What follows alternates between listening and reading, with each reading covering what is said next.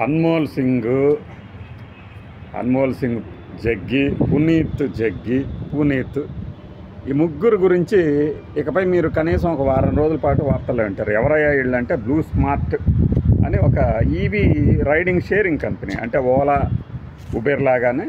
అయితే ఇదేంటంటే ఎలక్ట్రిక్ వెహికల్స్కి సంబంధించి ఒక స్టార్టప్ 2019లో గురుగ్రామం. చాలామందికి మనకి స్టార్టప్స్ అన్నిటికీ నోయిడా దగ్గర ఎందుకు ఉంటాయి అంటే అక్కడే స్టార్టప్స్కి ఇంక్యుబేషన్ సెంటర్లు కానీ మరొకటి కానీ ఉంటాయి అంటారు కదా. అలా బురుడు పోసుకున్న ఈ సంస్థ ఇప్పుడు వార్తల్లో బాగా నానుతుంది. దేనికి అంటే వీళ్ళు తమ స్టార్టప్స్ కోసం అని తీసుకున్న ఫండింగ్లో దాదాపు సగానికి పైగా దిగమింగేసి విలాసవంతమైనటువంటి అపార్ట్మెంట్లు, డబ్బులు, క్రెడిట్ కార్డు బిల్స్ ఎంజాయ్ చేస్తున్నారని చెప్పేసి ఈ ఫ్రాడ్ బయటపడగానే వెంటనే ఈ బ్లూ స్మార్ట్ అనే ఈవీ రైడింగ్ షేరింగ్ కూడా ఆపేసింది. షేరింగ్ అదే మన బుకింగ్స్ తీసుకోవడం. దీంట్లో ఎవరెవరు ఉన్నారంటే అశ్నీష్ గ్రోవర్ పెట్టుబడి పెట్టారు, మహేంద్ర సింగ్ ధోని పెట్టుబడి పెట్టాడు, ఒక దాదాపు 200 కోట్ల పైనే. దీపికా పడుకునే పెట్టుబడి పెట్టారు. అంటే టాటా ఇన్వెస్ట్మెంట్ కార్పొరేషన్ కూడా ఇండైరెక్ట్గా ఈ స్టార్టప్లో ఫండింగ్ పెట్టింది.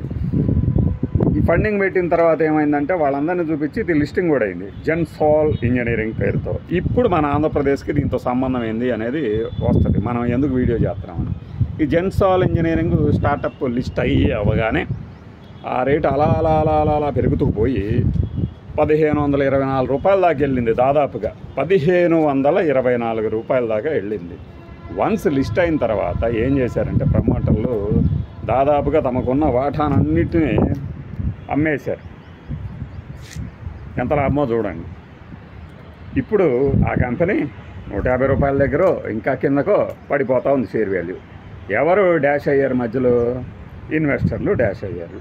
ఎవరి నమ్మకం పోయింది? ఇప్పుడు స్టార్టప్ కంపెనీస్లో సిరీస్ ఏ అని, సిరీస్ బి అని రకరకాల పేర్లతో ఫండింగ్ చేసుకుంటూ ఉంటారు కదా, క్రౌడ్ ఫండింగ్ కానీ ఇంకొకటి కానీ వాళ్ళు వెనక తగ్గుతున్నారట కాస్త ఈ పరిణామంతో. ఒరే మనం ఫండింగ్ మంచి ఐడియా ఉందనుకుంటే ఈ ఫండింగ్ని కాస్త వీళ్ళు దిగమింగితేయాలా అని. మన ఆంధ్రప్రదేశ్కి తాలూకులు ఇంకేమిటాయా అంటే గ్రీన్కో ఇంజనీరింగ్, లేదంటే గ్రీన్ ఎనర్జీ, ఈ కంపెనీలకు సంబంధించి పెద్ద ప్రాజెక్టులు ఉన్నాయి. కర్నూలులో కూడా ఉన్నాయి.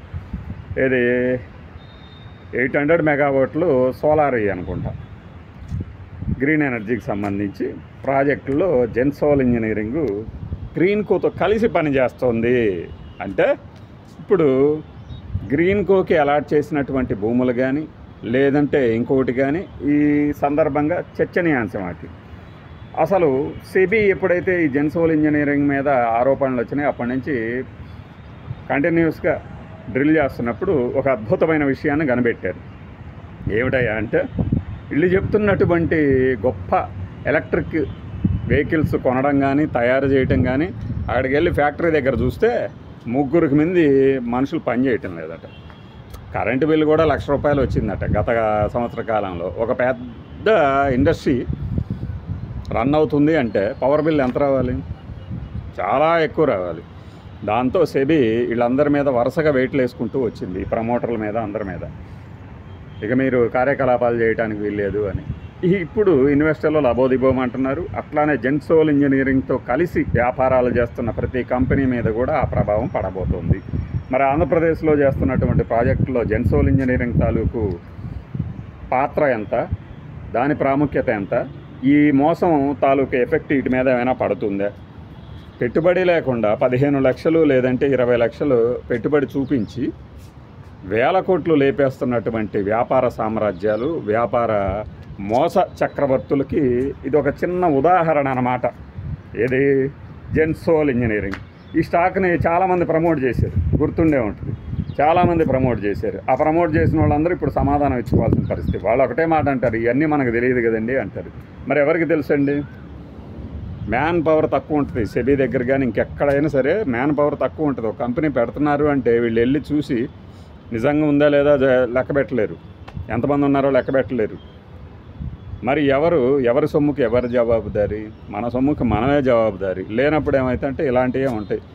ఇప్పుడు మనకి సంబంధించి ఒక పెద్ద సంస్థకి ఆ పెద్ద సంస్థ రావాలంటే మనం సాగిలపడాలి, వాళ్ళ పాద నమస్కారాలు చేయాలన్న రీతిలో పెట్టుబడులకి రాయితీలు ప్రకటిస్తే ఏమవుతుంది?